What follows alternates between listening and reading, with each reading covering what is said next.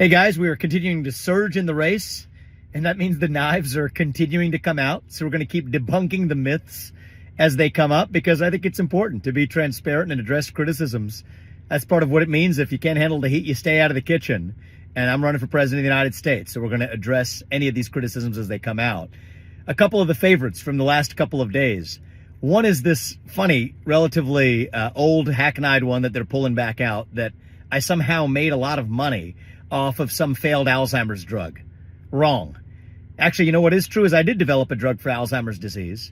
And like 99.7% of drugs that have ever been tested for Alzheimer's, thousands of other drugs, mine was one of the many that also didn't work. That's just a fact of life. If you're developing medicines, some of them aren't going to work. And in the area of Alzheimer's disease, almost none of them work.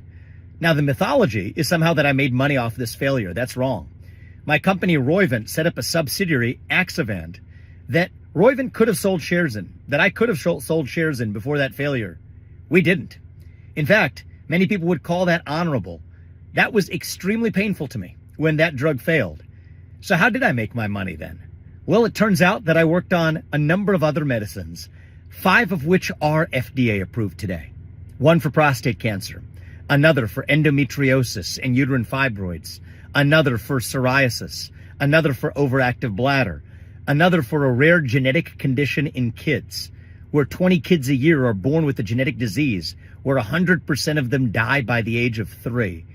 And with treatment, a majority of those kids can live lives of a normal duration. I'm proud of those accomplishments. That was part of how I had success in the world of biotech. Yes, that is how you actually create value and make money without apologizing for it. And what I teach young people across this country is, you know what, you're going to go through hardship. Not everything you do is going to succeed.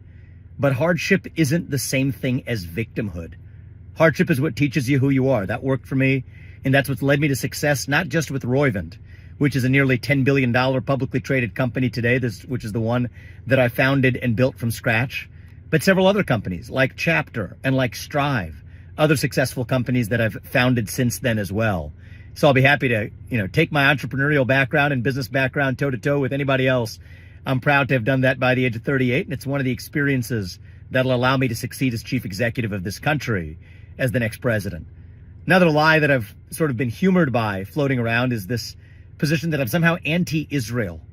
That's just dead false and reflects the desperation of, frankly, some other candidates who feel like their fundraising might be lagging, and so they need to figure out how to attack me as a way to raise funds. That's what they seem to be doing. The fact of the matter is, our relationship with Israel will be stronger by the end of my first term than it ever has been. Actually, I was just talking about my company. It turns out one of the founding investors in my company was actually an Israeli firm. I've been to Israel many times. I have deep respect for Israel, and I think our friendship with Israel is going to continue to a higher level when I'm the U.S. president, because I'll treat it as a friendship, not as just a transactional client relationship. What does that mean? I'm going to lead Israel diplomatically into Abraham Accords 2.0.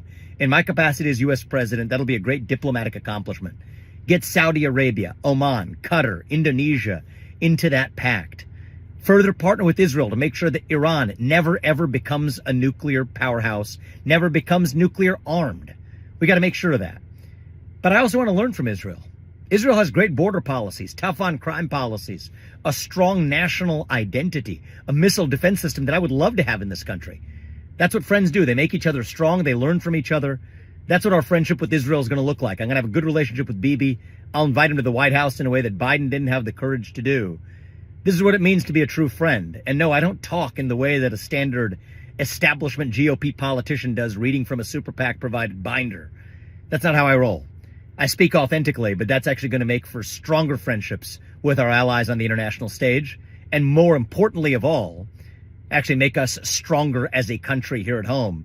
In case people forgot, that's actually the job of the U.S. president. So keep them coming. I know the knives are going to bring out some more attacks, and it's all right. We'll keep addressing them, having fun with it. Talk to you.